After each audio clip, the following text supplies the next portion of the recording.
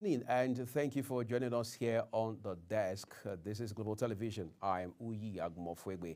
Shortly, I'll be joined by my colleague, senior anchor and correspondent here at Global Television, Edika Michael, and together we'll be looking at some of the big stories across the country today. For example, we understand that President Bola Tinubu will be heading to China, having returned from uh, France just a few days ago to appoint a new CGN. But as said, President Bola Tinubu, we understand from the statement that was released a few hours ago, has a very clear-cut agenda. First of all, he'll be meeting with Chinese President Xi Jinping, as well as at least 10 chief executive officers of various companies across diverse sectors while he's there. Now, Ajere Ngelale, special advisor to the president on media and publicity, said to Nigerians that the reason the president is going all the way to Far East Asia is to put Nigeria in the spotlight in such a way that he'll not only, as it were, polish the country's image, he'll also be, hopefully, attract some foreign direct investment while he is there. Of course, this is not the first foreign trip the president will be making, but Nigerians have been taking our time to ask questions as to what have been the benefits accruing from these several trips. We have other top stories we'll be looking at and discussing with someone who has a handle on all of these issues tonight in the course of the program. We're taking a quick break. When we return, we'll put all of these in front of you. Please do stay with us.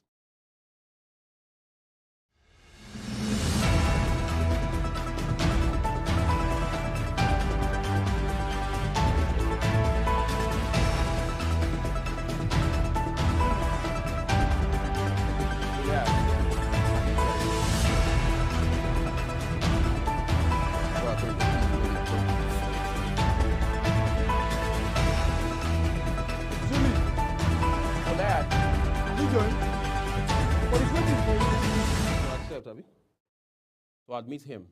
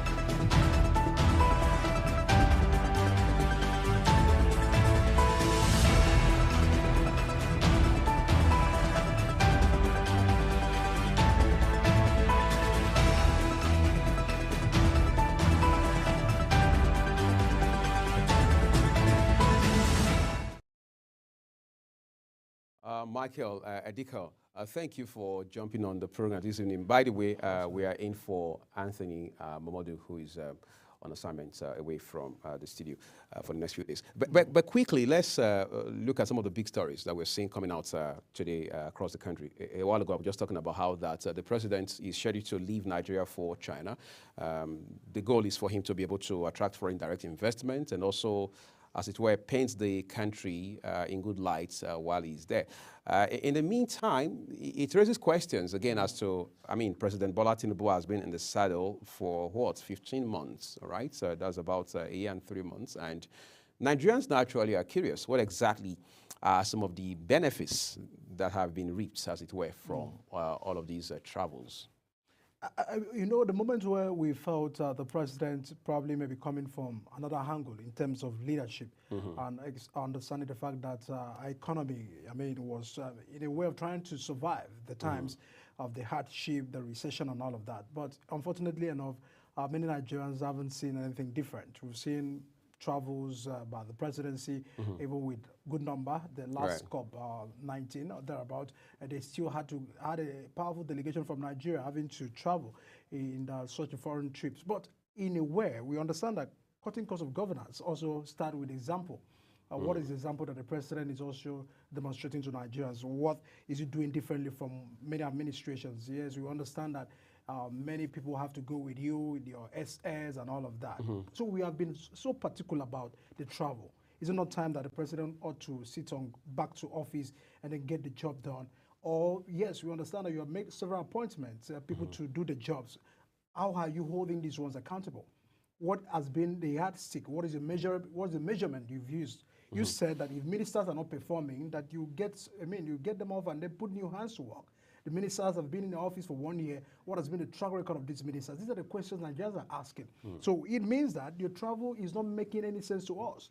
What has it added to, IGR? What has it added to, foreign investment and development? What has it added in terms of economy, or employment opportunities? What are those traveling? What is the indices? What can we point at? Oh, since the president started traveling out of the country, this is what we can begin to point to be the development that it has brought to the country. So the moment you cannot in any way, bring this to bear, you cannot in any way point this to Nigeria, Nigeria feels is unnecessary. So I think it's time the president makes some, to reduce, the attempt of having to travel out of the country in a way of trying to answer the questions many Nigerians are asking by addressing them, showing example. Yes, it's fine. I'm sitting back to be able to do the job. So I think that's the most important thing, very present right now.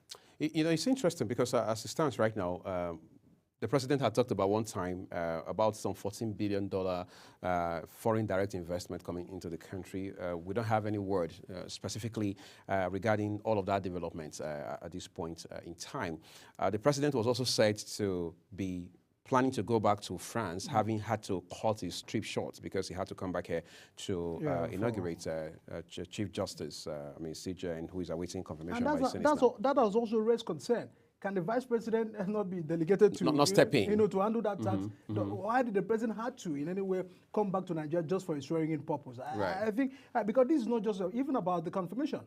The Senate are yet to confirm it or confirm her. Yes. So what happens even if you needed someone to swear in the Chief Justice of Nigeria? Yes, it's important. The office, but the vice president also had that delegation who was on ground to be able to do that. But so people also asking, Mike, does the president, as it were, transmit power when he travels? That was a big conversation in the days of former President Buhari and, of course, former Vice President Yemi Osinbajo.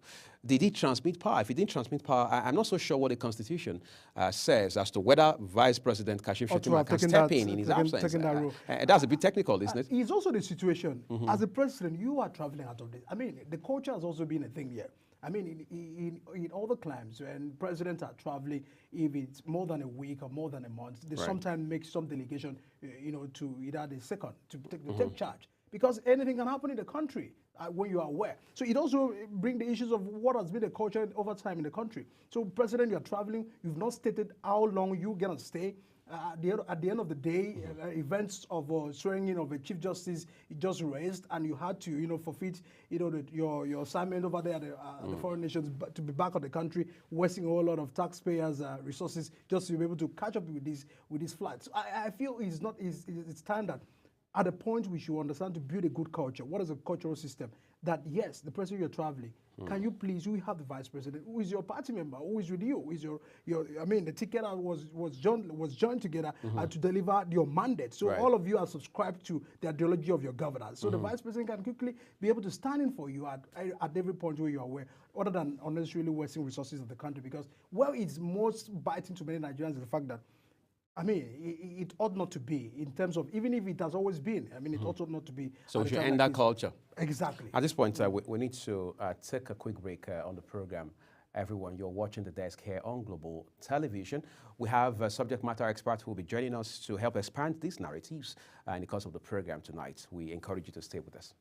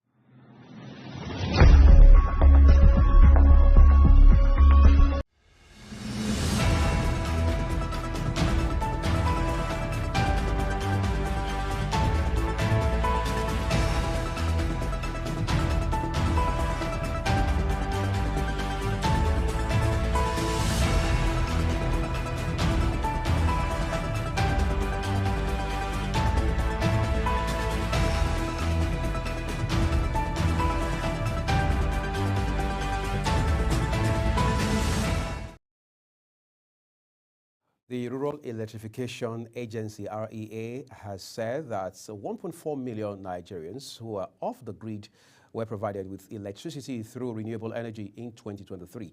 Now, the managing director of the agency, Abba Abubakar Aliyu, who made this disclosure during a presentation of his 2023 capital project implementation report, stated that the milestone was reached using a mix of traditional grid extension projects, solar mini grid systems, solar home systems, solar street lights, as well as solar powered EV charging stations. This is actually something that should be commended. But you see, thing is, the conversation around power and energy in Nigeria is still very much, visible because of the fact that it plays a very fundamental role in not just households, but in businesses as well. I mean, how do you drive businesses in 2024, whether they are, regardless of the scale of business you're running, and you're not talking about energy? In fact, energy costs is a very pivotal element when you talk about a business and so on and so forth. But it will appear Nigeria is probably not having the right conversation. We are not even getting it right. I think because the recent policy of banning some customers has also been a concern. Bans A, B, and C. Ban A, B, C, and D. So you said you're going to give more power supply to people, customers in band A and all of that. But if you carried out a survey right now, you understand that even the band A are still complaining that they don't have power. And then people that you've grouped into band B and band C are ready to also pay to what you're giving to band A and all of that. So yes, there has been an increase in the tariff when you look at the fact that this is the most time we need power. When you look at the economy, our economy is still surviving through the private sector, through the contributions of small-scale businesses and all of that. What has been the environment created by government so as businesses to strive? So you need the power power is very important. We've seen where a minister came out to say people are mismanaging, the power. The issue of management of power is very poor in the country. People should be should be switching off their devices when they are leaving to conserve energy. To conserve energies and all of that. So is that a conversation we should have as a country, Nigeria, for many years, looking at the resources that the country have invested so much in the power? What has been the result? So infrastructure, you look at that, there are some places that are still in the dark, times where they can't have access to power. So the conversation about power, no matter what they are doing, is that Nigeria want to see where constant electricity is restored, where businesses can begin to have confidence in the power sector, where even individuals can come into the country and understand that yes, they are very assured of power in the country, because this is the only way you can actually increase people to come into the country for investment. You can't be asking people to come and invest where we are not sure of the power, and all that are even in the country cannot testify. Look at the many businesses that are folding up today just because of electricity. So the ministry, all the agencies involved, just as we are calling on also other sector, that the reason for power sector to begin to do their work and see how they can put to rest issues of power failure. Many times falling of our national grid and all of that. This conversation over and over again is not really a way forward. I think Doctor will be here to give us a better understanding on what is happening in that sector, because we are saying power is, very poor in the country. Ghana have been slamming Nigerians over the issue of power and electricity. So we can't boast of it. So we have a lot to learn, and in fact, even far more to do in terms of action. Our guest on tonight's edition of the program is a senior energy analyst and consultant, Dr. Wisdom Enang. Doc, thank you for making our time to join us on short notice tonight. Okay, we'll assume you can. Yes. Let's first of all begin with the news that the Rural Electrification Agency now says 1.4 million Nigerians have been connected to electricity just last year alone. Now, 1.4 million will sound huge, but then you have to look at it against the backdrop of the number of Nigerians who, at the same time last year, had not been connected to power. From a standpoint of someone who is a subject matter expert, what are your thoughts? I think we've made significant progress so far, but it's not somewhere we can stop and fan ourselves at the moment. I don't think we can do that. I think there's still a lot of things to do. And I think when we're talking about power, we're still talking about gas-powered electricity.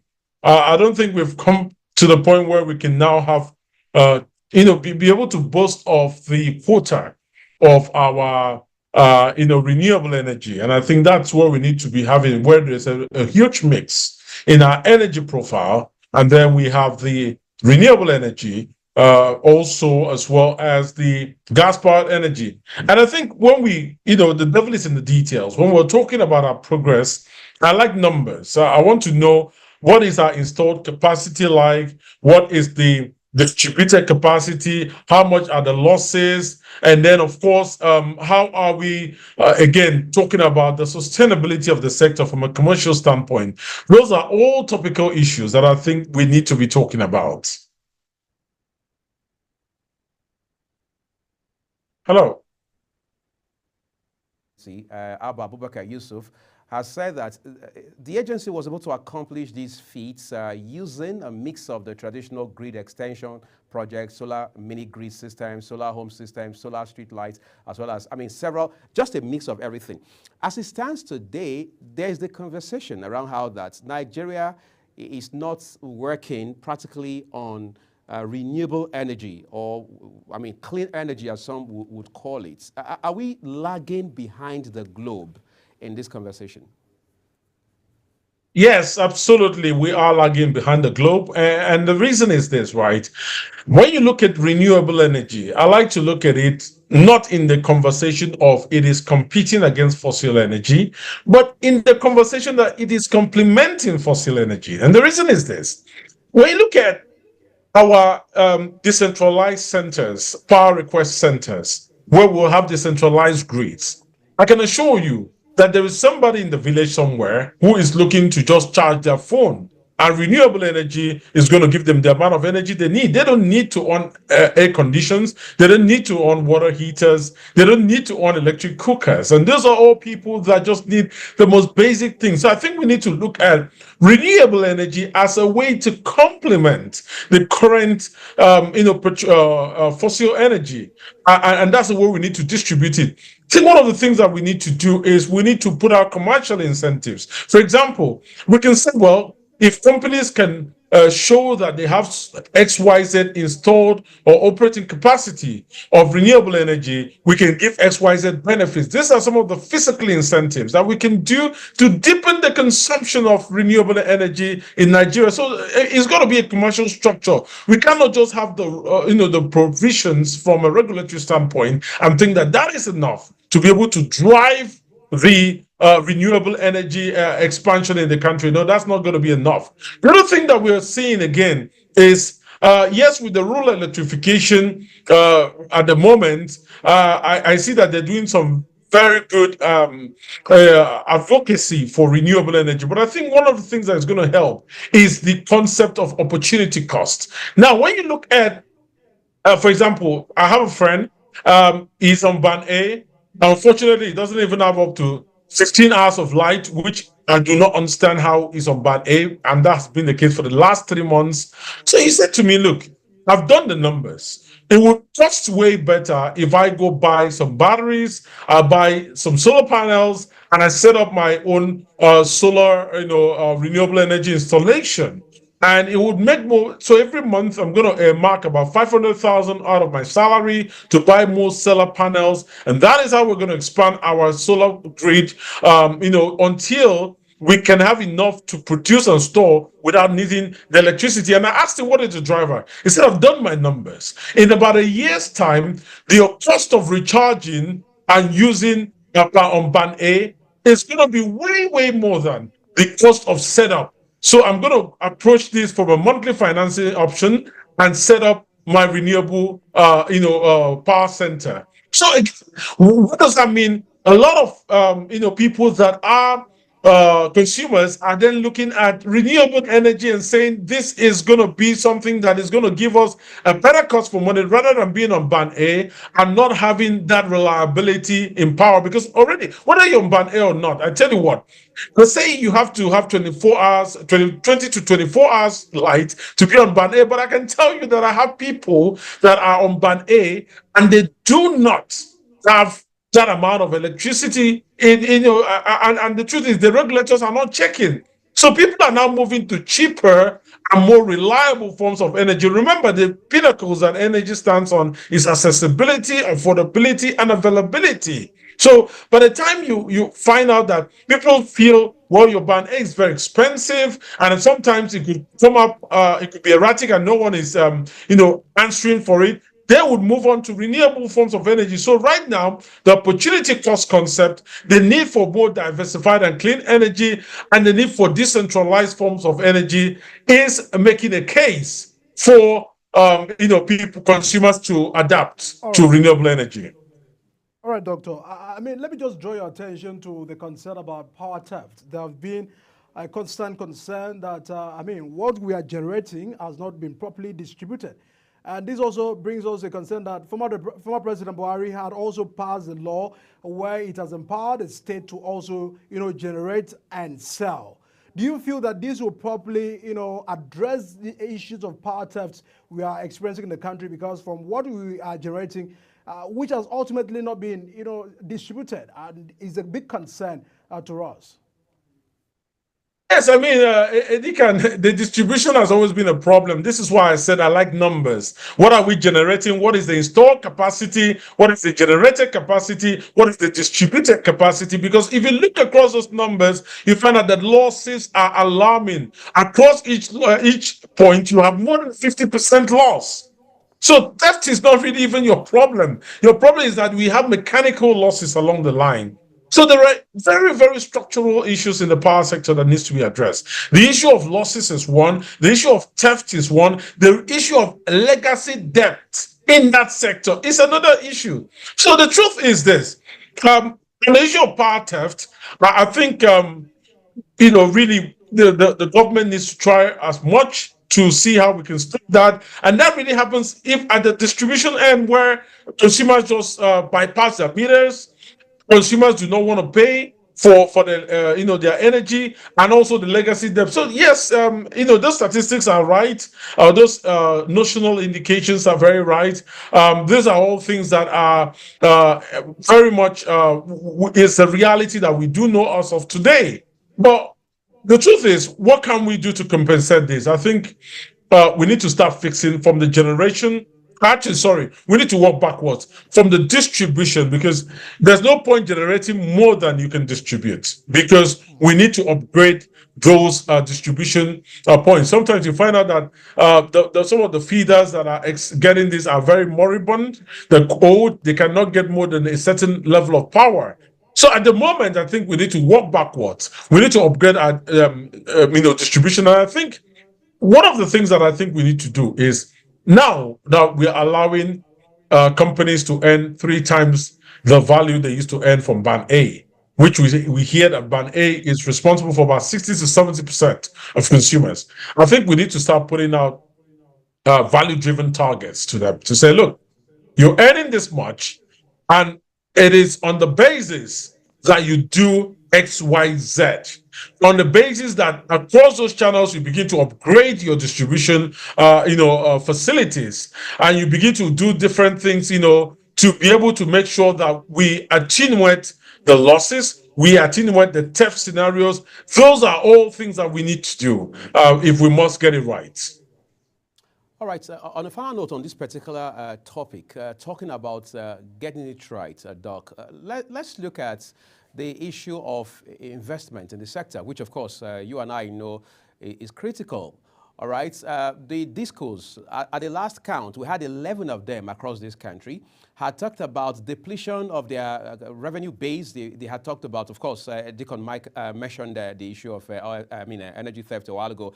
They've talked about a lot of things, even dilapidated infrastructure on the ground and things like that.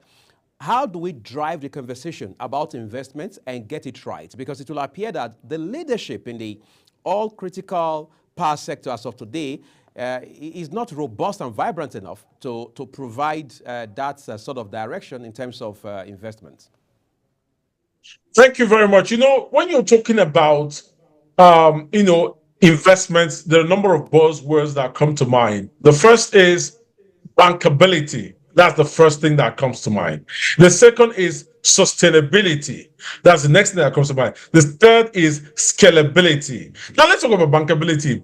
There are only 2 ways to pay for something. Either you have consumers that pay for it, or the government is paying for it. There are only 2 ways. I mean, you could say loan, but that's not sustainable. from a governance standpoint. Now, let's look at it. Who is going to pay for the electricity to make it sustainable? The consumers. How do you reinforce confidence in the consumers? Is by enhancing your reliability. If your consumers feel that they're on band A, like my friend is, but they're getting less than 15 hours of light, trust me, a lot of consumers will just bypass that meter. They buy just enough to make you believe that they're not spending, at least they're buying something, because the way they detect that someone has bypassed is if you go months, you only bought 10,000, for example, on band A. And they know normally, even if you own your fan, that 10,000 shouldn't take you half a month. And you've gone 7 months on 10,000. So, you know, there are people that will buy just enough so that you don't look at their records and say something is not adding up. But they won't pay. They will just bypass and say, whenever the electricity guys are around, let someone tell them at the main estate gate and they'll remove their bypass wire. So it works. It just needs a little wire for bypass. My point is, if you need to be able to make the sector to be bankable, it starts with making sure that the consumers are happy that they're having absolute value for their money. That is the first way that you can make that consumers are paying and they're happily paying. When you work backwards, what are the targets? Are we just asking people to come and invest? Is there a target for infrastructure development? One of the biggest challenges that we have today is that we wrote in the oil and gas sector, we wrote, a kind of a framework, the regulatory framework that governs the oil and gas sector. That meant that as long as the oil and gas folks pay their taxes, pay whatever royalties, they can just extract the oil until the death of the reservoir. But one of the problems that we did not focus on is that we did not consider, do we tell them to put a certain percentage towards developing new fields? And so year on year, for the last 40 years, a lot of the IOCs have been drilling and sort of been extracting from the same well, not expanding their footprint, not putting some money towards new field development. And now we have suddenly had the PIA, the Petroleum Industry Act, and we now say, oh, we need to start putting some money together for new frontiers. But that at this time is too late. A lot of our reservoirs are already depleted, and it's now that we're looking to find new reservoirs. This is something we should have found, proven those reservoirs, and kept. Why am I bringing this in context? It's exactly the same thing in electricity. Why are we not asking these guys for the earning that you're going to be getting on band A, which is 3 times the amount on other bands? You have to put XYZ amount for infrastructure upgrade. If we don't do that, we're still going to end up playing catch up at the end of the day. This is the problem that I think it's really facing us as a reality. I'm going to ask you this, but we're turning to our second discussion tonight, Doug. Now, the Nigerian Air Force said that it's doubling on oil thieves and terrorists. Hassan Abubakar, the Chief of Air Staff, has directed commanders to intensify operations against terrorists and oil thieves across the country. Now, let's create some perspective tonight, Doc. Barely a year ago, National Security Advisor Nuhu Ribadu said that Nigeria was losing at least 400,000 barrels of oil per day. We may not know exactly what the price of crude is at the international market while we're on this program tonight, but we do know that means a lot of money, particularly for a country like Nigeria that needs as much money as possible for infrastructure development. Let's talk about oil thefts and the issues we hear about how that we lose crude every other day. Nigeria cannot account for how much of crude it produces. Nigeria has no data to support how much of fuel that citizens consume. Help us make sense of all of this. The oil theft issue is a very disturbing issue, really, because as I talk to you, I have to talk to you as a Nigerian first, and then I have to now put on my analysis cap, and then I very much worry. Now, let's look at the oil theft thing.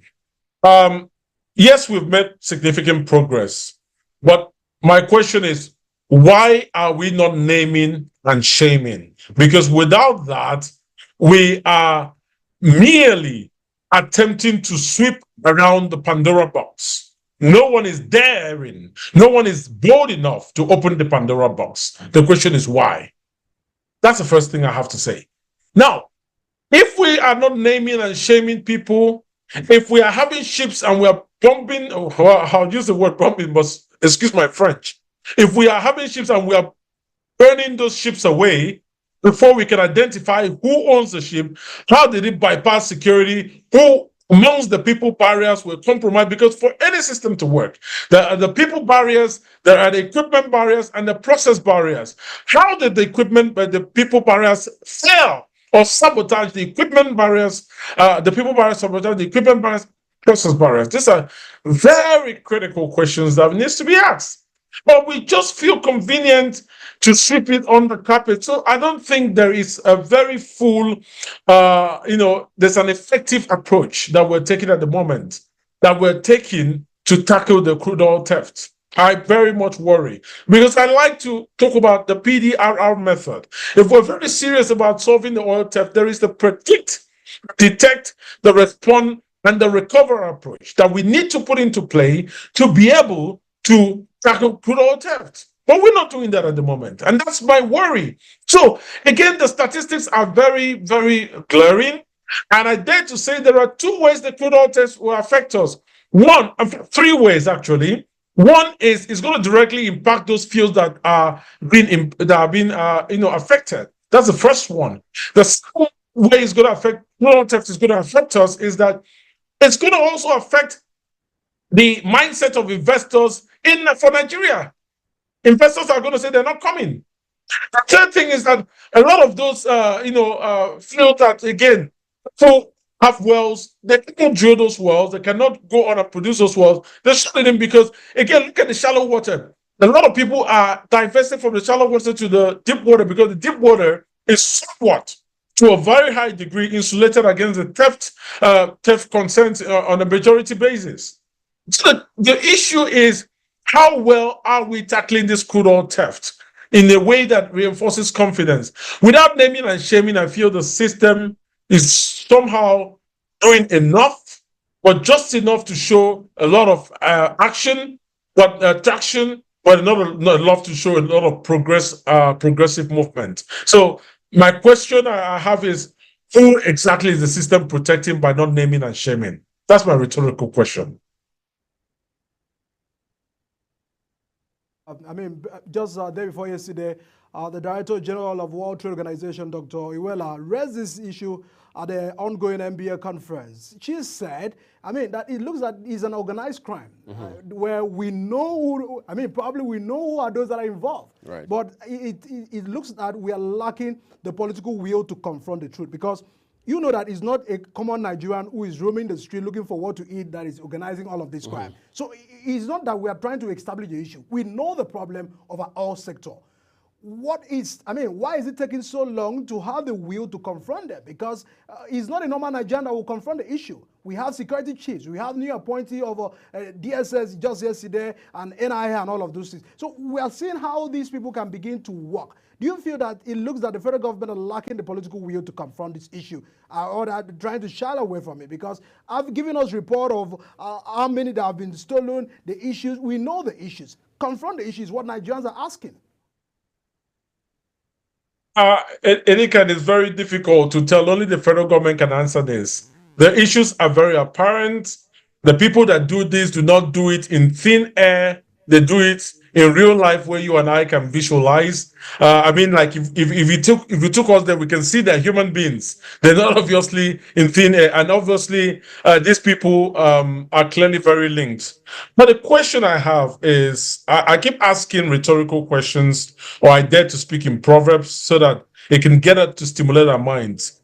Is there a very good line between the government and the cabal? Because when things happen like this, you're asking, who is the government? Who is the cabal? Are they just the same people on a very different day, a different time, and different situation? Because other than that, the government has he has the powers to put his foot down and clear this mess in no distant time. Okay, we're going to take a quick break now, Doc. When we return, Vice President Shettima says 80% of Nigeria's workforce will be jobless without MSMEs. What exactly does that mean? We'll find out with our guest tonight after this short break. Please do stay with us.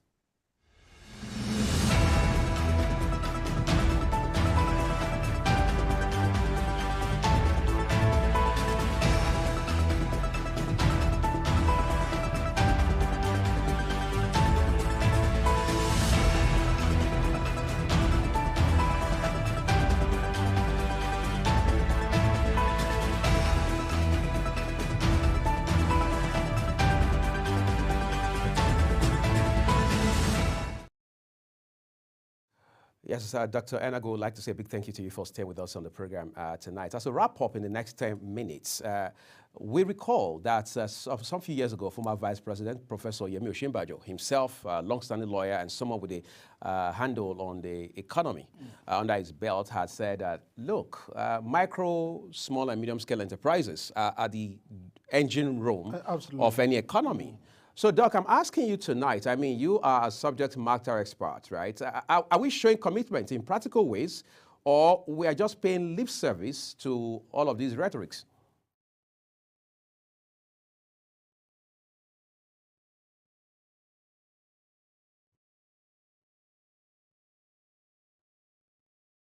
Yeah, Doc, if you're there, I was saying that former Vice President, Professor Yemi Osinbajo, had told us some years ago that micro, small, and medium-scale enterprises are basically the engine room of any economy anywhere in the world, and Nigeria, of course, not being an exception. As it stands today, has this country, Nigeria, shown commitments in this regard, or we're just paying lip service to the rhetorics? Thank you very much. I think one thing we need to understand is it's not just enough to say we are, asking SMEs to rise to the occasion. The question is, what have we done to intentionally help SMEs to grow? And when you look at what SMEs need the fiscal incentives. SMEs need a support for them to be able to export.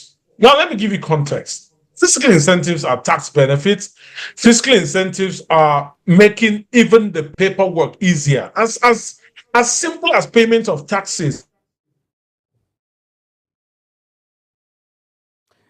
It appears we're losing a stream with Dr. Enang right there. But his point is very much clear when he talked about how that it's not enough for us to ask SMEs to rise to the occasion. But the question is, what are you doing? Exactly. How much of systemic support are you giving to them? I mean, just as we earlier highlighted, the issues of the fact that we understand that these are the people that are contributing immensely to our growth. We look at the recent release and from Bureau of Statistics, you understand the fact that the private sector are doing a whole lot in trying to fight inflation and all the concern we have in the country. But for how long would they continue to struggle on their own?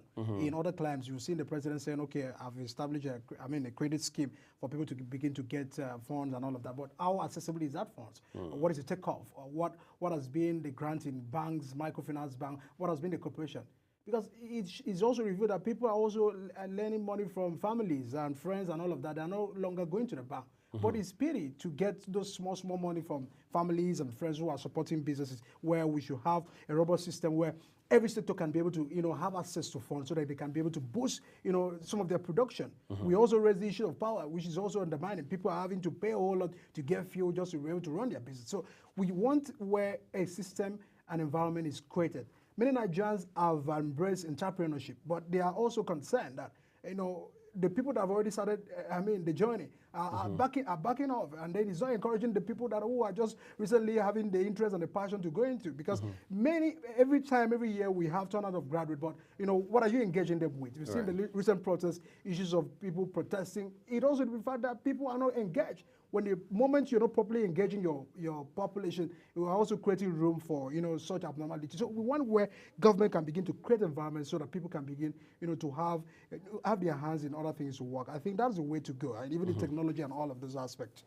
All right, let's hope we'll reconnect. We're able to reconnect with our guest in distant time. But the issue of how important micro, small, and medium-scale enterprises are to an economy can apparently not be overemphasized. In Nigeria, for instance, there's a lot of struggle in this all-important sector because of the systemic problems that are very glaring, and they're right in front of those who are in this sector playing every day. As a matter of fact, power is just one of the several problems. You have issues around infrastructure, access to a startup facility. For example, somebody has a business idea that is viable, has potential, holds a lot of promise. How do they access credit to get it off the ground? And even after you started, how do you strengthen your capital base? Say you need, for example, to consolidate your loan or your operations, exactly, and you have to do all of that, and then issues of ease of doing business. At the point we understand, I mean, in fairness to the former administration, the past one of former President Buhari, there had been some increase. Nigeria started looking good in terms of the ease of doing business index. How we're doing exactly today, we can't tell. But you see, we must begin to think globally and begin to understand how that these SMEs, these businesses in this, as it were, this landscape can do as good as this system allows them. You know, I've talked about here, I guess on Global Morning, how that some certain research had claims that 2 young people, startup guys, were handed $1 million.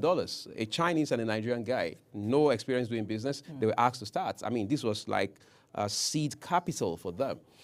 Now, the research says, that is awaiting verification anyway, that at that point where both of them were handed this $1 million seed capital, the Chinese guy in Beijing was already 10 years ahead of the Nigerian guy in Lagos. Now, that's not to say it's better, but the obvious truth is that the guy in Beijing already has a lot done for him in terms of systems and so on and so forth. The environment is already something as basic as when it rains. You're not coming out to fight electricity. You're not coming out to fight rent, flooding, yes, purchasing powers of multiple taxation audience and all of that. So these are the issues, because when you look at the fact that many Nigerians are doing so well abroad. Right. Look at the statistics of people doing businesses abroad, you know, in every sector. You see that good number of Nigerians are out excelling. So what happens is the issue of the situation on ground. Right. The reality on ground is that you have so many battles, you know, to engage with in terms of running business in this country. Unforeseen circumstances has become, you know, a usual thing where every business is said due to unforeseen circumstances and all of that. But we've seen where in other climes, you know, things are already in place, systems are already working. Nigerians are not just asking too much. You just want a situation where government can use our resources and put things to work so that they can be able to engage the system, they can be able to be productive about it, they can be able to excel. Now, technology has come, everybody are running technology, AI and all of that, but how are we embracing technology? You still go to ministries today where they are still having to have a whole lot of bureaucracies and analog operations. Right. Are they embracing this in full? What has been the engagement? The young people that we are seeing in the country doing so well in technology, how have we created room for them? Now, government are bringing out policy to chase away people in blockchains and all of those to intimidate. I mean, these are the issues. We must begin to see how we can be able to put our hearts together so that we can appreciate what we have. Other than that, other nations will begin to get our people out. We are crying over health workers who are leaving the country, but you've not been able to put your hospitals working. So these are the concerns and the issues in the country. You know, it's interesting, Mike, as we begin to tie it up on the program tonight.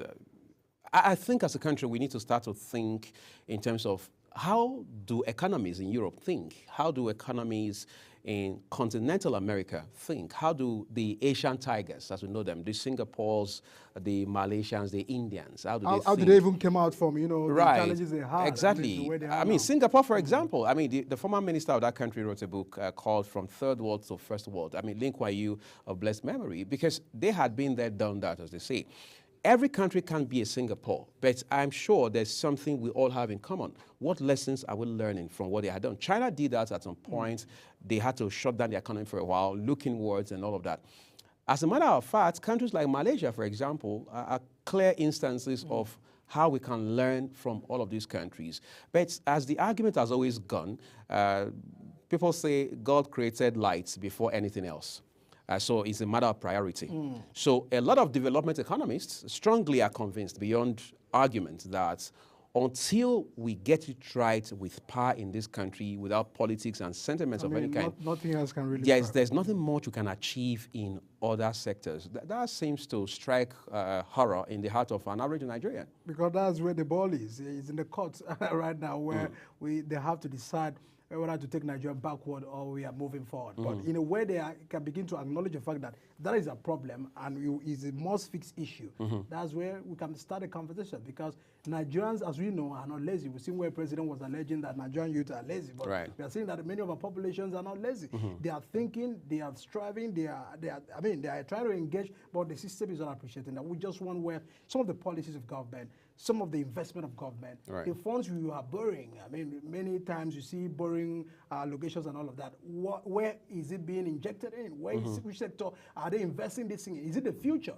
You talk of other climes, they are talking about, you know, their plan for the next 10 years, 20 years plan and all of that. Are we trying to consolidate on, you know, the plans of Nigeria's development? What is on ground? So these are the issues we must begin to develop and work towards. So because, I mean, the world is fast changing and we must begin to think towards that direction. Ours will definitely be taken by surprise. Economists are now telling Nigeria, the government of Nigeria, basically that, look, you have made a lot of money from oil in the last couple of decades. Oil was discovered in this country more than 6 decades ago. Some people say that oil issue has become a controversy. They can't even be sure whether it's a blessing or a curse for the country anymore. The Financial Times did a 30-minute special report recently where they said Nigeria needs to break free from the curse of oil. Incidentally, former President Olusegun Obasanjo was featured as one of the respondents in that interview. Now, speaking of the former President Olusegun Obasanjo, he had also told young people in this country, he said, look, don't wait for government to create jobs for you. He said that when he was president. He said, don't wait for government to create jobs for you. Go ahead and create opportunities for yourself. Now, the interesting thing is, between 2007, when the former president left office, till today, almost 2 decades, Nigerians, young Nigerians in particular, have done a lot in that regard, creating jobs, creating opportunities legally and legitimately. The question is, since he left office, we have had a few presidents. How much of support have they given to these young people who are doing a lot of work in terms of tech incubation, in terms of fintech, in terms of agriculture, and just creating solutions that address real-life problems in ways that are very practical and value-adding. But again, I think this conversation is something we're going to continue to have. It's never ending, is it? Because the problem of this country is bigger. And just continue to expand. And we hope we find solutions to all of them as we make progress as a country. We'd like to say a special thank you to our guest tonight, Senior Energy Analyst and Consultant, Dr. Enag Wisdom, for taking our time to help us straighten out this conversation. Edeka Michael, thank you for joining on the program tonight as well. All right, I'm Uyi Agumofwegbe. We've been doing this on behalf of Anthony Mamadou, who is unavoidably absent on the program tonight, and stay that way for the next couple of days. Thank you, everyone, for spending a part of your time with us on the desk. We'll see you soon.